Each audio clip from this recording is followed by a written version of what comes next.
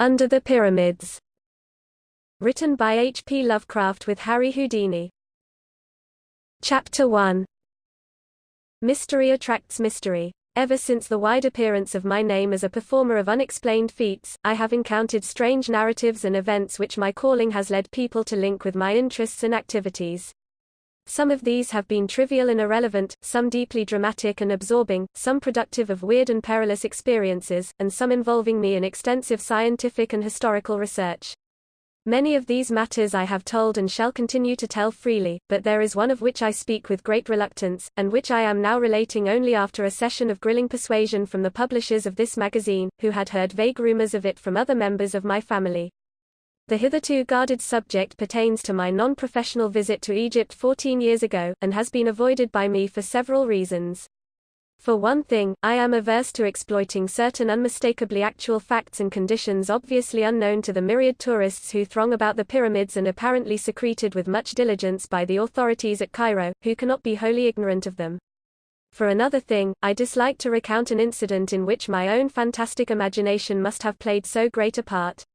What I saw, or thought I saw, certainly did not take place, but is rather to be viewed as a result of my then recent readings in Egyptology, and of the speculations anent this theme which my environment naturally prompted.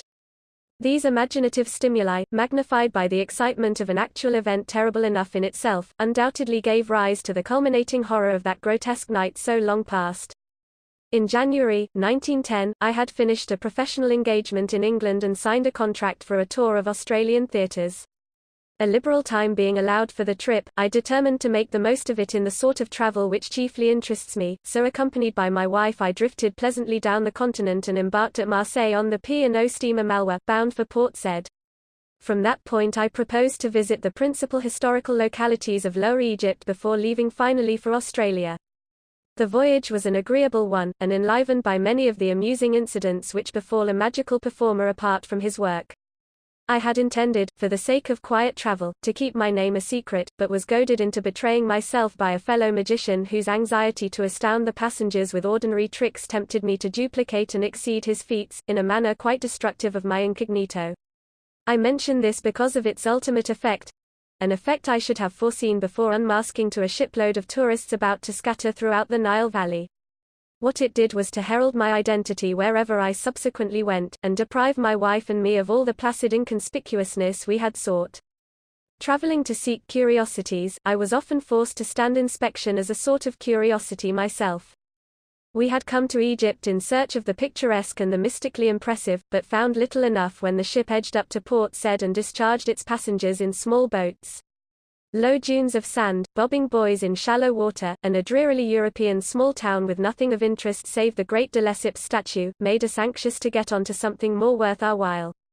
After some discussion we decided to proceed at once to Cairo and the pyramids, later going to Alexandria for the Australian boat and for whatever Greco-Roman sites that ancient metropolis might present. The railway journey was tolerable enough, and consumed only 4 hours and a half. We saw much of the Suez Canal, whose route we followed as far as Ismailia, and later had a taste of Old Egypt in our glimpse of the restored fresh-water canal of the Middle Empire.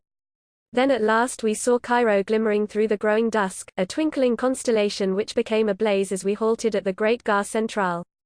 But once more disappointment awaited us, for all that we beheld was European save the costumes and the crowds. A prosaic subway led to a square teeming with carriages, taxicabs, and trolley cars, and gorgeous with electric lights shining on tall buildings, whilst the very theatre where I was vainly requested to play, and which I later attended as a spectator, had recently been renamed the American Cosmograph.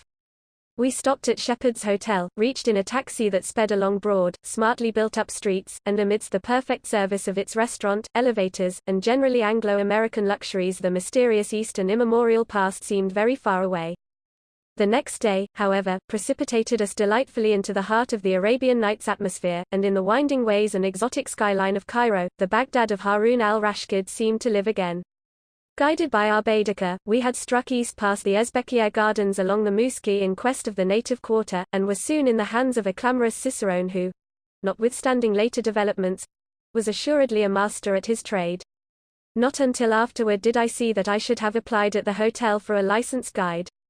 This man, a shaven, peculiarly hollow-voiced, and relatively cleanly fellow who looked like a pharaoh and called himself Abdul Rais el-Drogman, appeared to have much power over others of his kind, though subsequently the police professed not to know him, and to suggest that Rais is merely a name for any person in authority, whilst Drogman is obviously no more than a clumsy modification of the word for a leader of tourist parties, dragoman. Abdul led us among such wonders as we had before only read and dreamed of. Old Cairo is itself a story-book and a dream. Labyrinths of narrow alleys redolent of aromatic secrets, arabesque balconies and orioles nearly meeting above the cobbled streets, maelstroms of oriental traffic with strange cries, cracking whips, rattling carts, jingling money, and braying donkeys, kaleidoscopes of polychrome robes, veils, turbans, and tarbushes, water carriers and dervishes, dogs and cats, soothsayers and barbers. And over all, the whining of blind beggars crouched in alcoves, and the sonorous chanting of muezzins, from minarets limned delicately against a sky of deep, unchanging blue. The roofed, quieter bazaars were hardly less alluring. Spice, perfume, incense, beads, rugs, silks, and brass. Old Mahmud Suleiman squats cross-legged amidst his gummy bottles while chattering youths pulverize mustard in the hollowed-out capital of an ancient classic column, a Roman Corinthian, perhaps from neighboring Heliopolis, where Augustus stationed one of his 3 Egyptian legions. Antiquity begins to mingle with exoticism. And then the mosques and the museum. We saw them all, and tried not to let our Arabian revel succumb to the darker charm of Pharaonic Egypt, which the museum's priceless treasures offered. That was to be our climax, and for the present we concentrated on the medieval Saracenic glories of the caliphs whose magnificent tomb mosques form a glittering fairy necropolis on the edge of the Arabian desert. At length Abdul took us along the Sharia Muhammad Ali to the ancient mosque of Sultan Hassan, and the tower-flanked Bab el-Azab, beyond which climbs the steep walled pass to the mighty citadel that Saladin himself built with the stones of forgotten pyramids. It was sunset when we scaled that cliff, circled the modern mosque of Muhammad Ali, and looked down from the dizzying parapet over Mystic Cairo all golden with its carven domes, its ethereal minarets, and its flaming gardens. Far over the city towered the great Roman dome of the new museum, and beyond it, across the cryptic yellow Nile that is the mother of eons and dynasties, lurked the menacing sands of the Libyan desert. Undulant, and iridescent, and evil, with older arcana. The red sun sank low, bringing the relentless chill of Egyptian dusk, and as it stood poised on the world's rim like that ancient god of Heliopolis, Re-Harakta, the horizon sun, we saw silhouetted against its vermeil holocaust, the black outlines of the pyramids of Giza. The Paleogean tombs there were hoary with 1,000 years when Tutankhamen mounted his golden throne in distant Thebes.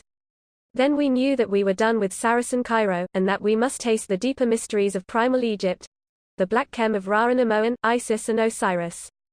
The next morning we visited the pyramids, riding out in a victoria across the Great Nile Bridge with its bronze lions, the island of Gizeh with its massive lebbak trees, and the smaller English bridge to the western shore. Down the shore road we drove, between great rows of lebbaks and past the vast zoological gardens to the suburb of Giza, where a new bridge to Cairo proper has since been built. Then, turning inland along the Sharia el-Haram, we crossed a region of glassy canals and shabby native villages till before us loomed the objects of our quest, cleaving the mists of dawn and forming inverted replicas in the roadside pools. 40 centuries, as Napoleon had told his campaigners there, indeed looked down upon us. The road now rose abruptly, till we finally reached our place of transfer between the trolley station and the Mena House Hotel. Abdul Rais, who capably purchased our pyramid tickets, seemed to have an understanding with the crowding, yelling, and offensive Bedouins who inhabited a squalid mud village some distance away and pestiferously assailed every traveler, for he kept them very decently at bay and secured an excellent pair of camels for us, himself mounting a donkey and assigning the leadership of our animals to a group of men and boys more expensive than useful. The area to be traversed was so small that camels were hardly needed, but we did not regret adding to our experience this troublesome form of desert navigation. The pyramids stand on a high rock plateau, this group forming next to the northernmost of the series of regal and aristocratic cemeteries built in the neighborhood of the extinct capital Memphis, which lay on the same side of the Nile, somewhat south of Giza, and which flourished between 3400 and 2000 BC. The greatest pyramid, which lies nearest the modern road, was built by King Cheops or Khufu about 2800 BC, and stands more than 450 feet in perpendicular height. In a line southwest from this are successively the second pyramid, built a generation later by King Khephren, and though slightly smaller, looking even larger because set on higher ground, and the radically smaller third pyramid of King Misranus, built about 2700 BC. Near the edge of the plateau and due east of the second pyramid, with a face probably altered to form a colossal portrait of Khephren, its royal restorer, stands the monstrous Sphinx, mute, sardonic, and wise beyond mankind and memory. Minor pyramids and the traces of ruined minor pyramids are found in several places, and the whole plateau is pitted with the tombs of dignitaries of less than royal rank. These latter were originally marked by mastabas, or stone bench-like structures about the deep burial shafts, as found in other Memphian cemeteries and exemplified by Perneb's tomb in the Metropolitan Museum of New York.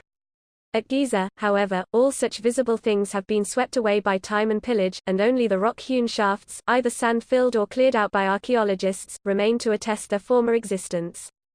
Connected with each tomb was a chapel in which priests and relatives offered food and prayer to the hovering ka or vital principle of the deceased. The small tombs have their chapels contained in their stone mastabas, or superstructures. But the mortuary chapels of the pyramids, where regal pharaohs lay, were separate temples, each to the east of its corresponding pyramid, and connected by a causeway to a massive gate chapel or propylon at the edge of the rock plateau. The gate chapel leading to the second pyramid, nearly buried in the drifting sands, yawns subterraneously southeast of the Sphinx. Persistent tradition dubs it the Temple of the Sphinx, and it may perhaps be rightly called such if the Sphinx indeed represents the second pyramid's builder Khephren. There are unpleasant tales of the Sphinx before Khephren, but whatever its elder features were, the monarch replaced them with his own that men might look at the colossus without fear. It was in the Great Gateway Temple that the life-size diorite statue of Khephren now in the Cairo Museum was found, a statue before which I stood in awe when I beheld it. Whether the whole edifice is now excavated I am not certain, but in 1910 most of it was below ground, with the entrance heavily barred at night. Germans were in charge of the work, and the war or other things may have stopped them. I would give much, in view of my experience and of certain Bedouin whisperings discredited or unknown in Cairo, to know what has developed in connection with a certain well in a transverse gallery where statues of the pharaoh were found in curious juxtaposition to the statues of baboons. The road, as we traversed it on our camels that morning, curved sharply past the wooden police quarters, post office, drug store, and shops on the left, and plunged south and east in a complete bend that scaled the rock plateau and brought us face to face with the desert under the lee of the Great Pyramid. Past Cyclopean masonry we rode, rounding the eastern face and looking down ahead into a valley of minor pyramids beyond which the eternal Nile glistened to the east, and the eternal desert shimmered to the west. Very close loomed the three major pyramids, the greatest devoid of outer casing and showing its bulk of great stones, but the others retaining here and there the neatly fitted covering which had made them smooth and finished in their day. Presently we descended toward the Sphinx, and sat silent beneath the spell of those terrible unseeing eyes. On the vast stone breast we faintly discerned the emblem of Re-Harakta, for whose image the Sphinx was mistaken in a late dynasty, and though sand covered the tablet between the great paws, we recalled what Thutmosis IV inscribed thereon, and the dream he had when a prince.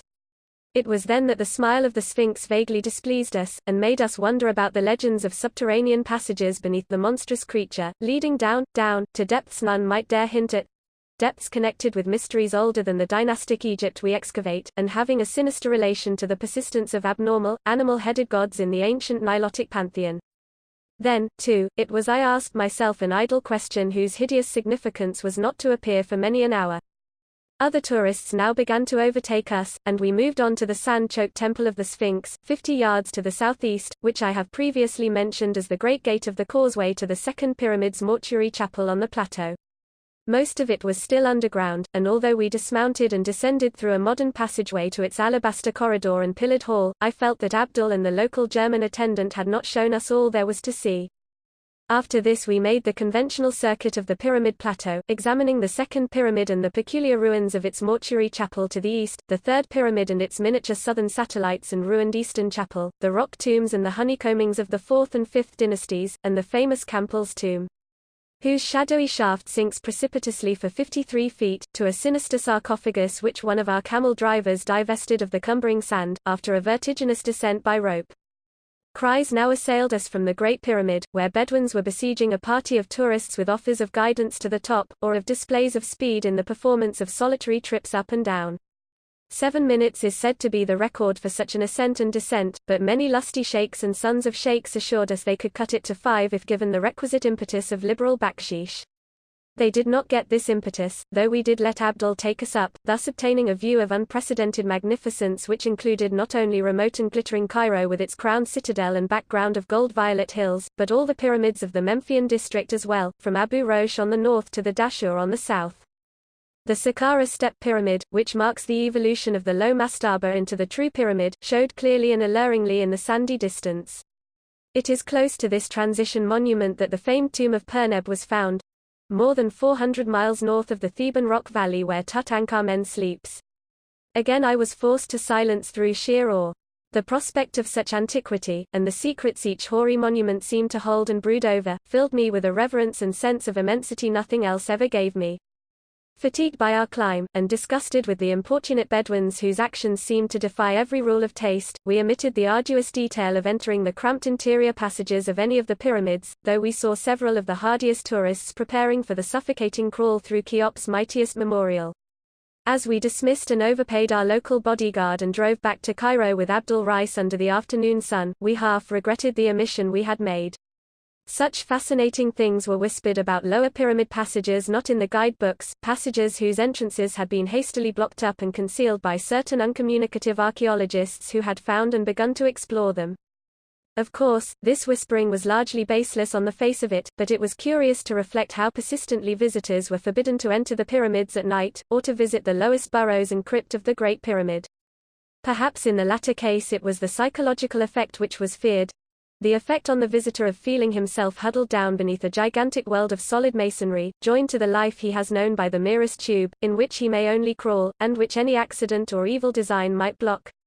The whole subject seemed so weird and alluring that we resolved to pay the Pyramid Plateau another visit at the earliest possible opportunity. For me this opportunity came much earlier than I expected. That evening, the members of our party feeling somewhat tired after the strenuous program of the day, I went alone with Abdul Rais for a walk through the picturesque Arab quarter. Though I had seen it by day, I wished to study the alleys and bazaars in the dusk, when rich shadows and mellow gleams of light would add to their glamour and fantastic illusion. The native crowds were thinning, but were still very noisy and numerous when we came upon a knot of reveling Bedouins in the Souk an-Nahasan, or Bazaar of the Coppersmiths.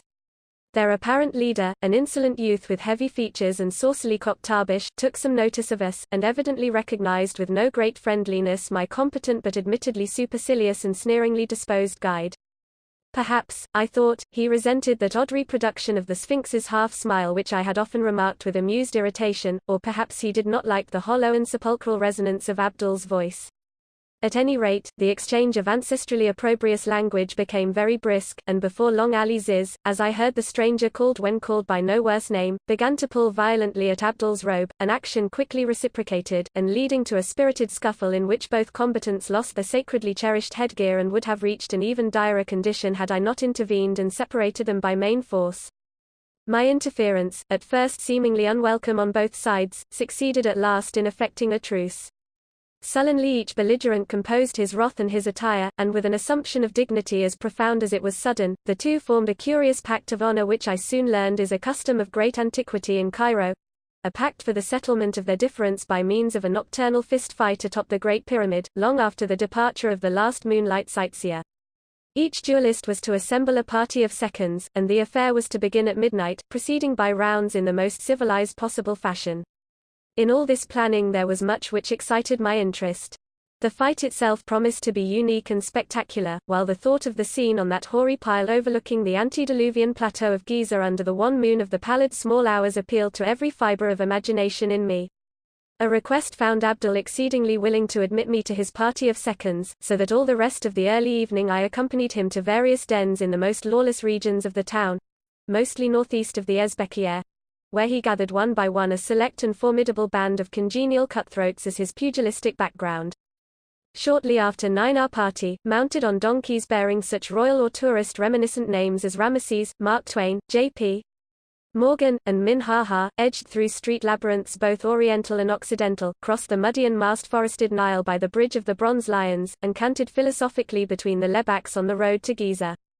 Slightly over 2 hours were consumed by the trip, toward the end of which we passed the last of the returning tourists, saluted the last inbound trolley car, and were alone with the night and the past and the spectral moon.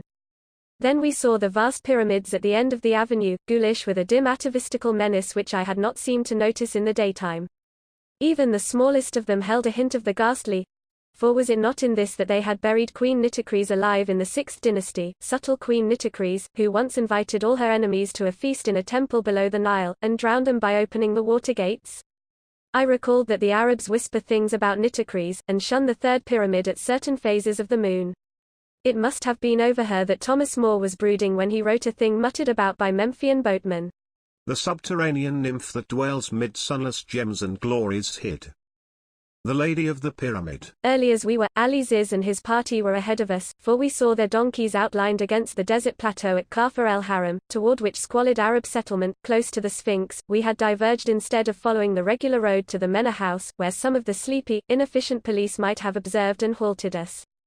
Here, where filthy Bedouins stabled camels and donkeys in the rock tombs of Khephrans courtiers, we were led up the rocks and over the sand to the Great Pyramid, up whose time-worn sides the Arabs swarmed eagerly, Abdul Rais offering me the assistance I did not need. As most travelers know, the actual apex of this structure has long been worn away, leaving a reasonably flat platform 12 yards square. On this eerie pinnacle a squared circle was formed, and in a few moments the sardonic desert moon leered down upon a battle which, but for the quality of the ringside cries, might well have occurred at some minor athletic club in America. As I watched it, I felt that some of our less desirable institutions were not lacking, for every blow, feint, and defense bespoke stalling to my not inexperienced eye. It was quickly over, and despite my misgivings as to methods I felt a sort of proprietary pride when Abdul Rais was adjudged the winner.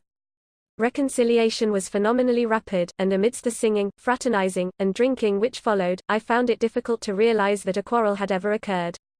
Oddly enough, I myself seemed to be more of a center of notice than the antagonists, and from my smattering of Arabic I judged that they were discussing my professional performances and escapes from every sort of manacle and confinement, in a manner which indicated not only a surprising knowledge of me, but a distinct hostility and skepticism concerning my feats of escape. It gradually dawned on me that the elder magic of Egypt did not depart without leaving traces, and that fragments of a strange secret law and priestly cult practices have survived surreptitiously amongst the Fellahin to such an extent that the prowess of a strange Hawi or magician is resented and disputed. I thought of how much my hollow-voiced guide Abdul Rais looked like an old Egyptian priest or pharaoh or smiling sphinx, and wondered. Suddenly something happened which in a flash proved the correctness of my reflections and made me curse the denseness whereby I had accepted this night's events as other than the empty and malicious frame-up they now showed themselves to be. Without warning, and doubtless in answer to some subtle sign from Abdul, the entire band of Bedouins precipitated itself upon me, and having produced heavy ropes, soon had me bound as securely as I was ever bound in the course of my life, either on the stage or off.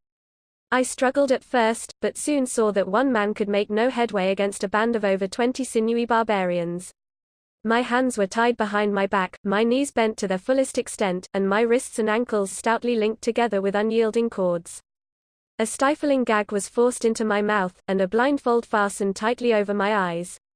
Then, as the Arabs bore me aloft on their shoulders and began a jouncing descent of the pyramid, I heard the taunts of my late guide Abdul, who mocked and jeered delightedly in his hollow voice, and assured me that I was soon to have my magic powers put to a supreme test which would quickly remove any egotism I might have gained through triumphing over all the tests offered by America and Europe. Egypt, he reminded me, is very old, and full of inner mysteries and antique powers not even conceivable to the experts of today, whose devices had so uniformly failed to entrap me. How far or in what direction I was carried, I cannot tell, for the circumstances were all against the formation of any accurate judgment. I know, however, that it could not have been a great distance, since my bearers at no point hastened beyond a walk, yet kept me aloft a surprisingly short time. It is this perplexing brevity which makes me feel almost like shuddering whenever I think of Giza and its plateau, for one is oppressed by hints of the closeness to everyday tourist routes of what existed then and must exist still. The evil abnormality I speak of did not become manifest at first. Setting me down on a surface which I recognized as sand rather than rock, my captors passed a rope around my chest and dragged me a few feet to a ragged opening in the ground, into which they presently lowered me with much rough handling. For apparent eons, I bumped against the stony irregular sides of a narrow-hewn well, which I took to be one of the numerous burial shafts of the plateau. Until the prodigious, almost incredible depth of it robbed me of all basis of conjecture. The horror of the experience deepened with every dragging second. That any descent through the sheer solid rock could be so vast without reaching the core of the planet itself, or that any rope made by man could be so long as to dangle me in these unholy and seemingly fathomless profundities of nether earth, were beliefs of such grotesqueness that it was easier to doubt my agitated senses than to accept them. Even now I am uncertain, for I know how deceitful the sense of time becomes when one or more of the usual perceptions or conditions of life is removed or distorted. But I am quite sure that I preserved a logical consciousness that at least I did not add any full-grown phantoms of imagination to a picture hideous enough in its reality, and explicable by a type of cerebral illusion vastly short of actual hallucination. All this was not the cause of my first bit of fainting. The shocking ordeal was cumulative, and the beginning of the later terrors was a very perceptible increase in my rate of descent. They were paying out that infinitely long rope very swiftly now, and I scraped cruelly against the rough and constricted sides of the shaft as I shot madly downward. My clothing was in tatters, and I felt the trickle of blood all over, even above the mounting and excruciating pain. My nostrils, too, were assailed by a scarcely definable menace, a creeping odor of damp and staleness curiously unlike anything I had ever smelt before, and having faint overtones of spice and incense that lent an element of mockery. Then the mental cataclysm came. It was horrible. Hideous beyond all articulate description because it was all of the soul, with nothing of detail to describe. It was the ecstasy of nightmare and the summation of the fiendish. The suddenness of it was apocalyptic and demoniac. One moment I was plunging agonizingly down that narrow well of million-toothed torture, yet the next moment I was soaring on bat wings in the gulfs of hell, swinging free and swoopingly through illimitable miles of boundless, musty space, rising dizzily to measureless pinnacles of chilling ether, then diving gaspingly to sucking nadirs, of ravenous, nauseous lower vacua. Thank God for the mercy that shut out in oblivion those clawing furies of consciousness which half unhinged my faculties, and tore harpy-like at my spirit. That one respite, short as it was, gave me the strength and sanity to endure those still greater sublimations of cosmic panic that lurked and gibbered on the road ahead. Chapter 2. It was very gradually that I regained my senses after that eldritch flight through Stygian space. The process was infinitely painful, and colored by fantastic dreams in which my bound and gagged condition found singular embodiment. The precise nature of these dreams was very clear while I was experiencing them, but became blurred in my recollection almost immediately afterward, and was soon reduced to the merest outline by the terrible events, real or imaginary, which followed. I dreamed that I was in the grasp of a great and horrible paw, a yellow, hairy, five-clawed paw which had reached out of the earth to crush and engulf me. And when I stopped to reflect what the paw was, it seemed to me that it was Egypt. In the dream I looked back at the events of the preceding weeks, and saw myself lured and enmeshed little by little, subtly and insidiously, by some hellish ghoul spirit of the elder Nile sorcery, some spirit that was in Egypt before ever man was, and that will be when man is no more. I saw the horror and unwholesome antiquity of Egypt, and the grisly alliance it has always had with the tombs and temples of the dead. I saw phantom processions of priests with the heads of bulls, falcons, cats, and ibises. Phantom processions, marching interminably through subterraneous labyrinths, and avenues of titanic propylaea, beside which a man is as a fly, and offering unnameable sacrifices to indescribable gods. Stone colossi marched in endless night and drove herds of grinning androsphinxes down to the shores of illimitable stagnant rivers of pitch. And behind it all I saw the ineffable malignity of primordial necromancy, black and amorphous, and fumbling greedily after me in the darkness to choke out the spirit that had dared to mock it by emulation. In my sleeping brain there took shape a melodrama of sinister hatred and pursuit, and I saw the black soul of Egypt singling me out and calling me in inaudible whispers. Calling and luring me, leading me on with the glitter and glamour of a Saracenic surface, but ever pulling me down to the age-mad catacombs and horrors of its dead and abysmal Pharaonic heart. Then the dream faces took on human resemblances, and I saw my guide Abdul Rais in the robes of a king, with the sneer of the Sphinx on his features.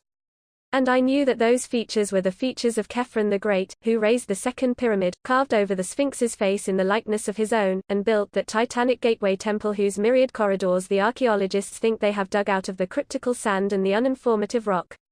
And I looked at the long, lean, rigid hand of Khephren, the long, lean, rigid hand as I had seen it on the diorite statue in the Cairo Museum, the statue they had found in the terrible gateway temple, and wondered that I had not shrieked when I saw it on Abdul Rais.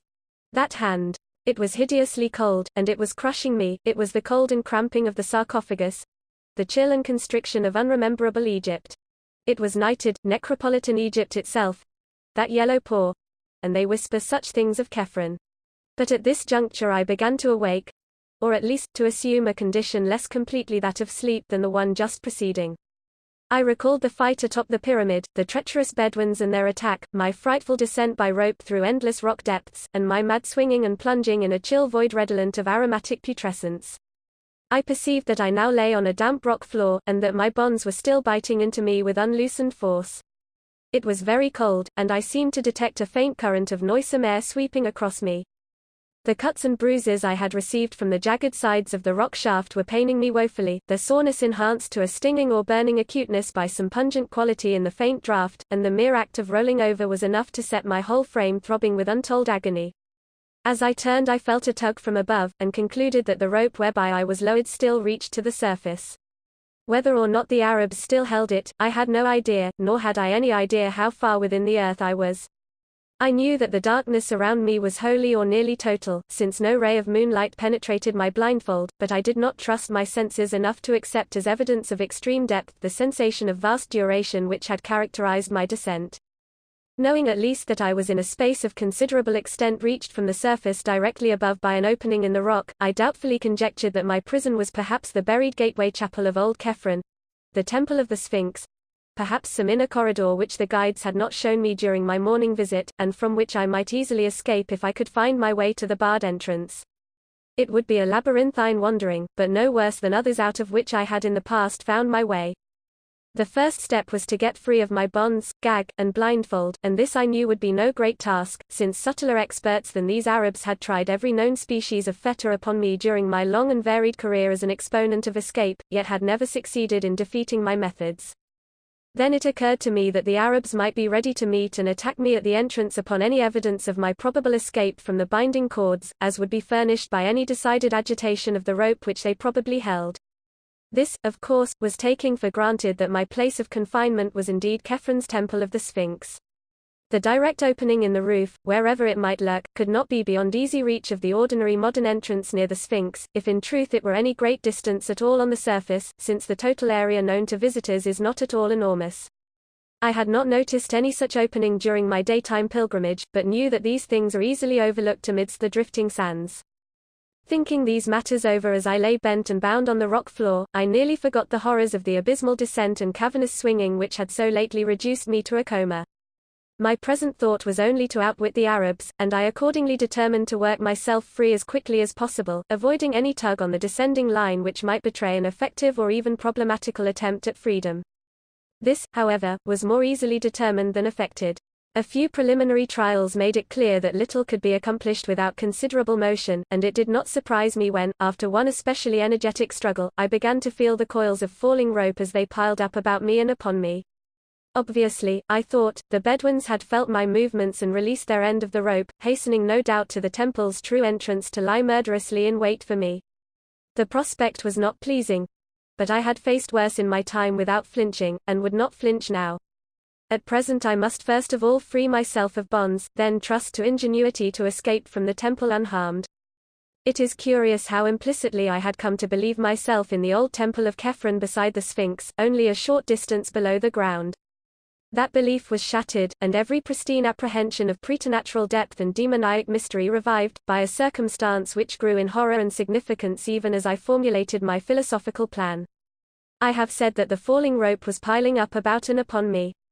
Now I saw that it was continuing to pile, as no rope of normal length could possibly do. It gained in momentum and became an avalanche of hemp, accumulating mountainously on the floor, and half burying me beneath its swiftly multiplying coils. Soon I was completely engulfed and gasping for breath as the increasing convolutions submerged and stifled me. My senses tottered again, and I vainly tried to fight off a menace desperate and ineluctable.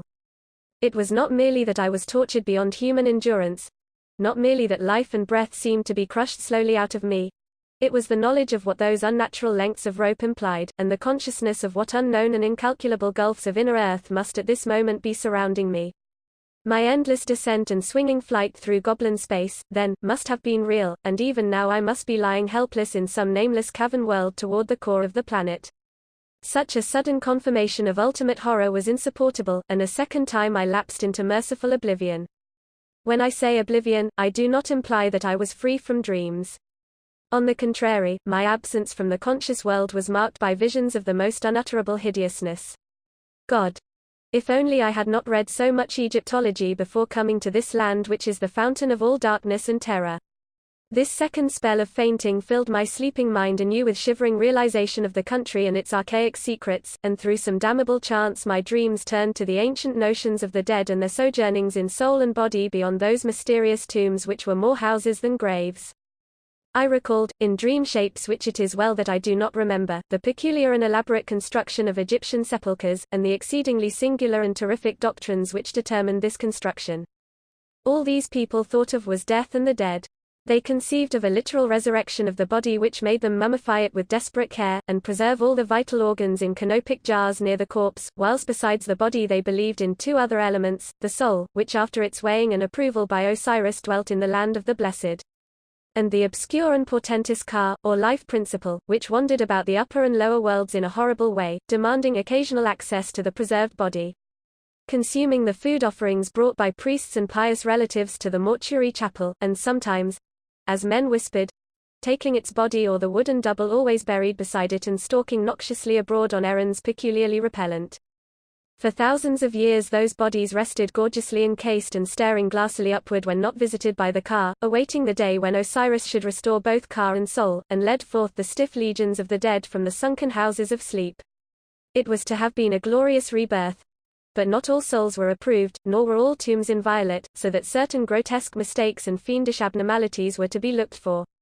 Even today the Arabs murmur of unsanctified convocations and unwholesome worship in forgotten nether abysses, which only winged invisible cas and soulless mummies may visit and return unscathed. Perhaps the most leeringly blood-congealing legends are those which relate to certain perverse products of decadent priestcraft, composite mummies made by the artificial union of human trunks and limbs with the heads of animals in imitation of the elder gods. At all stages of history the sacred animals were mummified, so that consecrated bulls, cats, ibises, crocodiles, and the like might return some day to greater glory. But only in the decadence did they mix the human and animal in the same mummy. Only in the decadence, when they did not understand the rights and prerogatives of the Ka and the soul. What happened to those composite mummies is not told of, at least publicly, and it is certain that no Egyptologist ever found one. The whispers of Arabs are very wild, and cannot be relied upon. They even hint that old Khephren, he of the Sphinx, the second pyramid, and the yawning gateway temple, lurks far underground.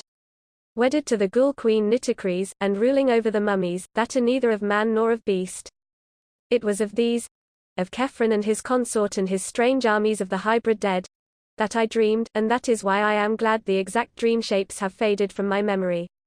My most horrible vision was connected with an idle question I had asked myself the day before when looking at the great carven riddle of the desert and wondering with what unknown depths the temple so close to it might be secretly connected. That question, so innocent and whimsical then, assumed in my dream a meaning of frenetic and hysterical madness. What huge and loathsome abnormality was the Sphinx originally carven to represent? My second awakening, if awakening it was, is a memory of stark hideousness which nothing else in my life, save one thing which came after, can parallel. And remember, that life has been full and adventurous beyond that of most men. Remember that I had lost consciousness whilst buried beneath a cascade of falling rope, whose immensity revealed the cataclysmic depth of my present position. Now, as perception returned, I felt the entire weight gone, and realized upon rolling over that although I was still tied, gagged, and blindfolded, some agency had removed completely the suffocating hempen landslide which had overwhelmed me. The significance of this condition, of course, came to me only gradually, but even so I think it would have brought unconsciousness again had I not by this time reached such a state of emotional exhaustion that no new horror could make much difference. I was alone. With what? Before I could torture myself with any new reflection, or make any fresh effort to escape from my bonds, an additional circumstance became manifest. Pains not formerly felt were racking my arms and legs, and I seemed coated with a profusion of dried blood beyond anything my former cuts and abrasions could furnish. My chest, too, seemed pierced by 100 wounds, as though some malign, titanic ibis had been pecking at it. Assuredly the agency which had removed the rope was a hostile one, and had begun to wreak terrible injuries upon me when somehow impelled to desist. Yet at the time my sensations were distinctly the reverse of what one might expect. Instead of sinking into a bottomless pit of despair, I was stirred to a new courage and action, for now I felt that the evil forces were physical things which a fearless man might encounter on an even basis. On the strength of this thought I tugged again at my bonds, and used all the art of a lifetime to free myself as I had so often done amidst the glare of lights and the applause of vast crowds. The familiar details of my escaping process commenced to engross me, and now that the long rope was gone I half regained my belief that the supreme horrors were hallucinations after all, and that there had never been any terrible shaft, measureless abyss, or interminable rope. Was I after all in the gateway temple of Khephren beside the Sphinx, and had the sneaking Arabs stolen in to torture me as I lay helpless there? At any rate, I must be free. Let me stand up unbound, ungagged, and with eyes open to catch any glimmer of light which might come trickling from any source, and I could actually delight in the combat against evil and treacherous foes. How long I took in shaking off my encumbrances I cannot tell. It must have been longer than in my exhibition performances, because I was wounded, exhausted, and enervated by the experiences I had passed through. When I was finally free, and taking deep breaths of a chill, damp, evilly spiced air, all the more horrible when encountered without the screen of gag and blindfold edges, I found that I was too cramped and fatigued to move at once. There I lay, trying to stretch a frame bent and mangled, for an indefinite period, and straining my eyes to catch a glimpse of some ray of light which would give a hint as to my position. By degrees my strength and flexibility returned, but my eyes beheld nothing. As I staggered to my feet I peered diligently in every direction, yet met only an ebony blackness as great as that I had known when blindfolded. I tried my legs, blood encrusted beneath my shredded trousers, and found that I could walk, yet could not decide in what direction to go. Obviously I ought not to walk at random, and perhaps retreat directly from the entrance I sought. So I paused to note the direction of the cold, fetid, natron-scented air current which I had never ceased to feel. Accepting the point of its source as the possible entrance to the abyss, I strove to keep track of this landmark and to walk consistently toward it. I had had a matchbox with me, and even a small electric flashlight. But of course the pockets of my tossed and tattered clothing were long since emptied of all heavy articles. As I walked cautiously in the blackness, the draught grew stronger and more offensive. Till at length, I could regard it as nothing less than a tangible stream of detestable vapor, pouring out of some aperture like the smoke of the genie from the fisherman's jar in the Eastern tale. The East? Egypt. Truly, this dark cradle of civilization was ever the wellspring of horrors and marvels unspeakable. The more I reflected on the nature of this cavern wind, the greater my sense of disquiet became, for although despite its odor I had sought its source as at least an indirect clue to the outer world, I now saw plainly that this foul emanation could have no admixture or connection whatsoever with the clean air of the Libyan desert, but must be essentially a thing vomited from sinister gulfs still lower down. I had, then, been walking in the wrong direction. After a moment's reflection I decided not to retrace my steps. Away from the draught I would have no landmarks, for the roughly level rock floor was devoid of distinctive configurations. If, however, I followed up the strange current, I would undoubtedly arrive at an aperture of some sort, from whose gate I could perhaps work round the walls to the opposite side of this cyclopean and otherwise unnavigable hall. That I might fail, I well realized. I saw that this was no part of Khephen's gateway temple which tourists know, and it struck me that this particular hall might be unknown even to archaeologists, and merely stumbled upon by the inquisitive and malignant Arabs who had imprisoned me. If so, was there any present gate of escape to the known parts or to the outer air? What evidence, indeed, did I now possess that this was the gateway temple at all? For a moment all my wildest speculations rushed back upon me, and I thought of that vivid melange of impressions, descent, suspension in space, the rope, my wounds, and the dreams that were frankly dreams. Was this the end of life for me? Or indeed, would it be merciful if this moment were the end? I could answer none of my own questions, but merely kept on. Till fate for a third time reduced me to oblivion. This time there were no dreams, for the suddenness of the incident shocked me out of all thought either conscious or subconscious. Tripping on an unexpected descending step at a point where the offensive draft became strong enough to offer an actual physical resistance, I was precipitated headlong down a black flight of huge stone stairs into a gulf of hideousness unrelieved. That I ever breathed again is a tribute to the inherent vitality of the healthy human organism. Often I look back to that night and feel a touch of actual humor in those repeated lapses of consciousness, lapses whose succession reminded me at the time of nothing more than the crude cinema melodramas of that period. Of course, it is possible that the repeated lapses never occurred, and that all the features of that underground nightmare were merely the dreams of one long coma. which began with the shock of my descent into that abyss and ended with the healing balm of the outer air, and of the rising sun which found me stretched on the sands of Giza, before the sardonic and dawn-flushed face of the Great Sphinx. I prefer to believe this latter explanation as much as I can, hence was glad when the police told me that the barrier to Khephren's Gateway Temple had been found unfastened, and that a sizable rift to the surface did actually exist in one corner of the still buried part. I was glad, too, when the doctors pronounced my wounds only those to be expected from my seizure, blindfolding, lowering, struggling with bonds, falling some distance, perhaps into a depression in the temple's inner gallery, dragging myself to the outer barrier and escaping from it, and experiences like that. A very soothing diagnosis. And yet I know that there must be more than appears on the surface. That extreme descent is too vivid a memory to be dismissed. And it is odd, that no one has ever been able to find a man answering the description of my guide, Abdul Rais el-Drogman. The tomb-throated guide who looked and smiled like King Khephren. I have digressed from my connected narrative, perhaps in the vain hope of evading the telling of that final incident, that incident which of all is most certainly an hallucination. But I promised to relate it, and do not break promises. When I recovered, or seemed to recover, my senses after that fall down the black stone stairs, I was quite as alone and in darkness as before. The windy stench, bad enough before, was now fiendish, yet I had acquired enough familiarity by this time to bear it stoically. Dazedly I began to crawl away from the place whence the putrid wind came, and with my bleeding hands felt the colossal blocks of a mighty pavement. Once my head struck against a hard object, and when I felt of it I learned that it was the base of a column. A column of unbelievable immensity, whose surface was covered with gigantic chiseled hieroglyphics very perceptible to my touch. Crawling on, I encountered other Titan columns at incomprehensible distances apart, when suddenly my attention was captured by the realization of something which must have been impinging on my subconscious hearing long before the conscious sense was aware of it. From some still lower chasm in Earth's bowels were proceeding certain sounds, measured and definite, and like nothing I had ever heard before. That they were very ancient and distinctly ceremonial, I felt almost intuitively, and much reading in Egyptology led me to associate them with the flute, the sambuke, the sistrum, and the tympanum. In their rhythmic piping, droning, rattling, and beating I felt an element of terror beyond all the known terrors of Earth.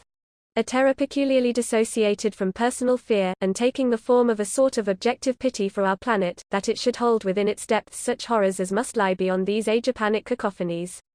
The sounds increased in volume, and I felt that they were approaching. Then, and may all the gods of all pantheons unite to keep the like from my ears again, I began to hear, faintly and afar off, the morbid and millennial tramping of the marching things. It was hideous that footfalls so dissimilar should move in such perfect rhythm. The training of unhallowed thousands of years must lie behind that march of Earth's inmost monstrosities. Padding, clicking, walking, stalking, rumbling, lumbering, crawling, and all to the abhorrent discords of those mocking instruments. And then, God keep the memory of those Arab legends out of my head. The mummies without souls, the meeting place of the wandering Cass, the hordes of the devil-cursed Pharaonic dead of 40 centuries, the composite mummies led through the uttermost onyx voids by King Khephren and his ghoul queen Nitocris. The tramping drew nearer. Heaven save me from the sound of those feet and paws and hooves and pads and talons as it commenced to acquire detail. Down limitless reaches of sunless pavement a spark of light flickered in the malodorous wind, and I drew behind the enormous circumference of a cyclopic column that I might escape for a while the horror that was stalking million-footed toward me through gigantic hypostyles of inhuman dread and phobic antiquity. The flickers increased, and the tramping and dissonant rhythm grew sickeningly loud. In the quivering orange light there stood faintly forth a scene of such stony awe that I gasped from a sheer wonder that conquered even fear and repulsion. Bases of columns whose middles were higher than human sight, mere bases of things that must each dwarf the Eiffel Tower to insignificance, hieroglyphics carved by unthinkable hands in caverns where daylight can be only a remote legend. I would not look at the marching things. That I desperately resolved as I heard their creaking joints and nitrous wheezing above the dead music and the dead tramping. It was merciful that they did not speak. But God, their crazy torches began to cast shadows on the surface of those stupendous columns. Heaven take it away. Hippopotami should not have human hands and carry torches. Men should not have the heads of crocodiles. I tried to turn away, but the shadows and the sounds and the stench were everywhere. Then I remembered something I used to do in half-conscious nightmares as a boy, and began to repeat to myself, "This is a dream. This is a dream." But it was of no use, and I could only shut my eyes and pray. At least, that is what I think I did, for one is never sure in visions, and I know this can have been nothing more. I wondered whether I should ever reach the world again, and at times would furtively open my eyes to see if I could discern any feature of the place other than the wind of spiced putrefaction, the topless columns, and the thaumatropically grotesque shadows of abnormal horror. The sputtering glare of multiplying torches now shone, and unless this hellish place were wholly without walls, I could not fail to see some boundary or fixed landmark soon. But I had to shut my eyes again when I realized how many of the things were assembling, and when I glimpsed a certain object walking solemnly and steadily without any body above the waist. A fiendish and ululent corpse gurgle or death rattle now split the very atmosphere. The charnel atmosphere poisonous with naphtha and bitumen blasts, in one concerted chorus from the ghoulish legion of hybrid blasphemies. My eyes, perversely shaken open, gazed for an instant upon a sight which no human creature could even imagine without panic fear and physical exhaustion. The things had filed ceremonially in one direction, the direction of the noisome wind, where the light of their torches showed their bended heads, or the bended heads of such as had heads. They were worshipping before a great black fetor belching aperture which reached up almost out of sight, and which I could see was flanked at right angles by two giant staircases whose ends were far away in shadow. One of these was indubitably the staircase I had fallen down. The dimensions of the whole were fully in proportion with those of the columns. An ordinary house would have been lost in it, and any average public building could easily have been moved in and out. It was so vast a surface that only by moving the eye could one trace its boundaries. So vast, so hideously black, and so aromatically stinking. Directly in front of this yawning Polyphemus door the things were throwing objects, evidently sacrifices or religious offerings, to judge by their gestures. Khephren was their leader, sneering King Khephren or the guide Abdul Rais, crowned with a golden second and intoning endless formulae with the hollow voice of the dead. By his side knelt beautiful Queen Nitocris, whom I saw in profile for a moment, noting that the right half of her face was eaten away by rats or other ghouls. And I shut my eyes again when I saw what objects were being thrown as offerings to the fetid aperture or its possible local deity. It occurred to me that judging from the elaborateness of this worship, the concealed deity must be one of considerable importance. Was it Osiris or Isis, Horus or Anubis, or some vast unknown god of the dead still more central and supreme? There is a legend that terrible altars and colossi were reared to an unknown one before ever the known gods were worshipped. And now, as I steeled myself to watch the rapt and sepulchral adorations of those nameless things, a thought of escape flashed upon me. The hall was dim, and the columns heavy with shadow. With every creature of that nightmare throng absorbed in shocking raptures, it might be barely possible for me to creep past to the faraway end of one of the staircases and ascend unseen, trusting to fate and skill to deliver me from the upper reaches. Where I was, I neither knew nor seriously reflected upon, and for a moment it struck me as amusing to plan a serious escape from that which I knew to be a dream. Was I in some hidden and unsuspected lower realm of Khephen's gateway temple? That temple which generations have persistently called the Temple of the Sphinx? I could not conjecture, but I resolved to ascend to life and consciousness if wit and muscle could carry me. Wriggling flat on my stomach, I began the anxious journey toward the foot of the left-hand staircase, which seemed the more accessible of the two. I cannot describe the incidents and sensations of that crawl, but they may be guessed when one reflects on what I had to watch steadily in that malign, wind-blown torchlight in order to avoid detection. The bottom of the staircase was, as I have said, far away in shadow. As well it had to be to rise without a bend to the dizzy parapeted landing above the titanic aperture. This placed the last stages of my crawl at some distance from the noisome herd, though the spectacle chilled me even when quite remote at my right.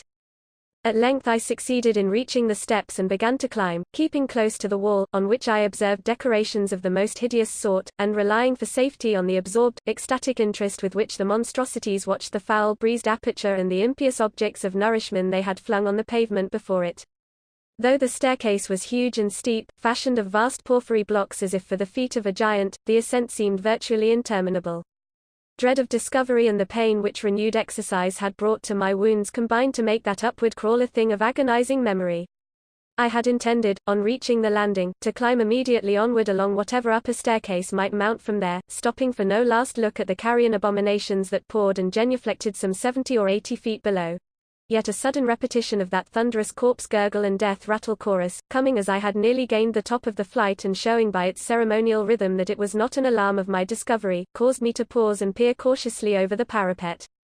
The monstrosities were hailing something which had poked itself out of the nauseous aperture to seize the hellish fare proffered it. It was something quite ponderous, even as seen from my height, something yellowish and hairy, and endowed with a sort of nervous motion. It was as large, perhaps, as a good-sized hippopotamus, but very curiously shaped. It seemed to have no neck, but 5 separate shaggy heads springing in a row from a roughly cylindrical trunk, the first very small, the second good-sized, the third and fourth equal and largest of all, and the fifth rather small, though not so small as the first. Out of these heads darted curious rigid tentacles which seized ravenously on the excessively great quantities of unmentionable food placed before the aperture. Once in a while the thing would leap up, and occasionally it would retreat into its den in a very odd manner.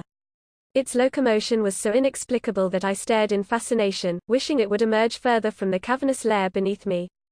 Then it did emerge. It did emerge, and at the sight I turned and fled into the darkness up the higher staircase that rose behind me, fled unknowingly up incredible steps and ladders and inclined planes to which no human sight or logic guided me, and which I must ever relegate to the world of dreams for want of any confirmation. It must have been dream, or the dawn would never have found me breathing on the sands of Giza before the sardonic dawn-flushed face of the Great Sphinx. The Great Sphinx. God. That idle question I asked myself on that sun-blessed morning before. What huge and loathsome abnormality was the Sphinx originally carven to represent? Accursed is the sight, be it in dream or not, that revealed to me the supreme horror. The unknown god of the dead, which licks its colossal chops in the unsuspected abyss, fed hideous morsels by soulless absurdities that should not exist. The 5-headed monster that emerged. That 5-headed monster as large as a hippopotamus. The 5-headed monster. And that of which it is the merest forepaw. But I survived, and I know it was only a dream.